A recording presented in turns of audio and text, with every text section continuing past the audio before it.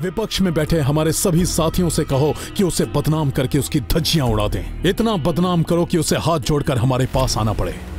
मैं भी देखता हूं कि अब उसे बचाने कौन आता है।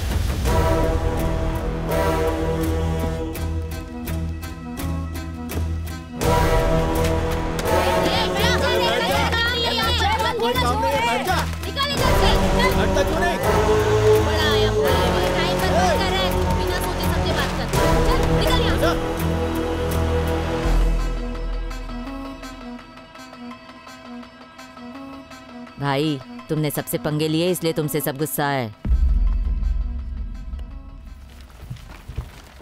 आज शुक्रवार 10:05 सभी काउंसिलर्स सदन की गरिमा को ध्यान में रखते हुए अपनी कार्यवाही शुरू करें। विजय राघवन, बहुत हीरो बनता फिरता ना आजकल, लेकिन हम तेरी पोल खोलेंगे। बैठ जाइए, बैठ जाइए।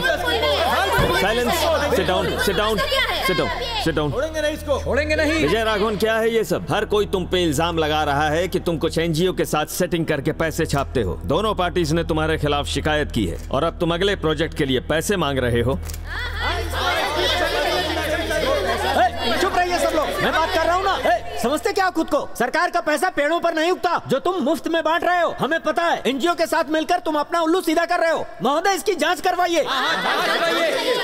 तुम्हारे आने से पहले साइलेंस था। जनता के सामने तुम फ्रॉड करके हीरो बन रहे हो और हम सबको नीचा दिखा रहे हो। ये सब कुछ अब और नहीं चलेगा। बैठिए, बैठिए। ऐसा प्राइवेट कंपनी वालों से कितना पैसा खाया आपने? जनता का कितना पैसा लूटा? बताओ ना। मुझे ये बताओ, वैसे तो सबसे सवाल करता फिरता है, अब जवाब दे। विजय राघवन, आप अपना पक्ष रखिए।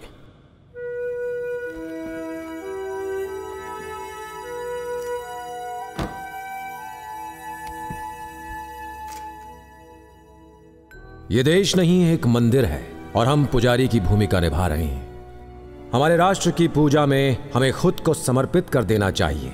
आओ हम सब हाथ मिलाकर एक साथ चलें। आज से 30 साल पहले जब आपने अपनी पार्टी की स्थापना की थी तो आपकी पार्टी की यही विचारधारा थी। शायद आप भूल गए। क्या गरीब और पिछड़ों के साथ आपने भेदभाव नहीं किया? क्या हर वर्ग के बच्चों को एक समान शिक्षा मिलती है? शांतिनगर मेरा इलाका, बहुत सीधे लोग हैं यहाँ। उनके खुद के हाथ खाली हैं, फिर भी मदद के लिए हाथ आगे बढ़ा देते हैं। बेचारे 70% युवा बेरोजगार हैं। जो बच्चे पढ़ लिख के अपने जीवन में आगे बढ़ना चाहते हैं, गरीबी की वजह से उन्हें सही शिक्षा नहीं मिल पाती। ढंग से खाना नहीं मिलता, पानी के लिए लड़ना पड़ता है। पिछले काउंसलर ने ध्यान नहीं दिया। क्यों? खुद नाकाबिल है तो डरते हैं कि कहीं युवा पढ़ लिख ना ले।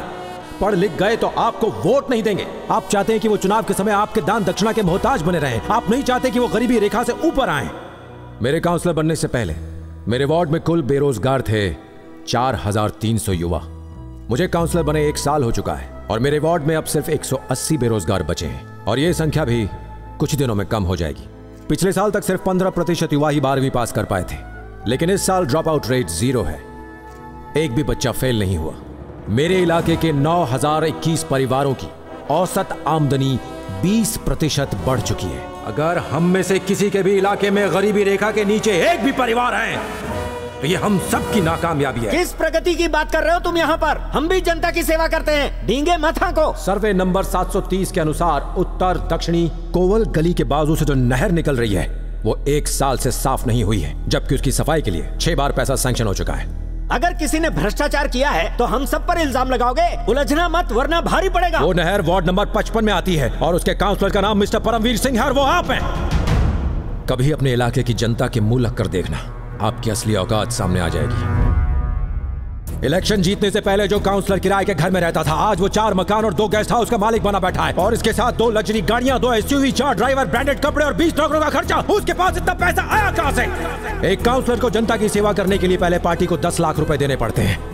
एमएलए जिसकी सैलरी 1 लाख है, उसका टिकट 15 करोड़ में खरीदा जाता है और एमपी के लिए पूरे 25 करोड़। और कुर्सी पर बैठने के बाद तुम सब वसूली में लग जाते हो। सॉरी ऑनरेबल मेयर, लेकिन मुझे पता है कि आपने भी अपनी कुर्सी कितने में खरीदी है। अब एक शब्द भी बीच में नहीं बोलने का। अभी मेरा समय खत्म नहीं हुआ है। जनता हमें वोट देकर हमारी जिंदगी तो बना देती है, लेकिन उनकी जिंदगी का क्या? हम जनता के गुनहगार हैं। हम सबने बहुत पाप किए हैं ऑनरेबल मेयर, धोखा, विश्वासघात किया है। इस सिस्टम को बदलना चाहिए। जितना पैसा सैंक्शन होता है, क्या उतना जनता तक पहुंचता है? एक नेता की जनता के प्रति बहुत बड़ी जिम्मेदारी होती है। ये भगवान द्वारा हमें सौंपी गई बहुत बड़ी जिम्मेदारी है। हम लोगों की जिंदगी बदल सकते हैं अगर हम अपना काम ईमानदारी से करें। जैसे मेरा इलाका बदला है, पूरा राज्य बदल सकता है और हम पूरे देश को भी बदल सकते हैं। बस इतना ही। Thanks for allowing my words, honourable mayor. Please accept my request towards my ward's development. Thank you.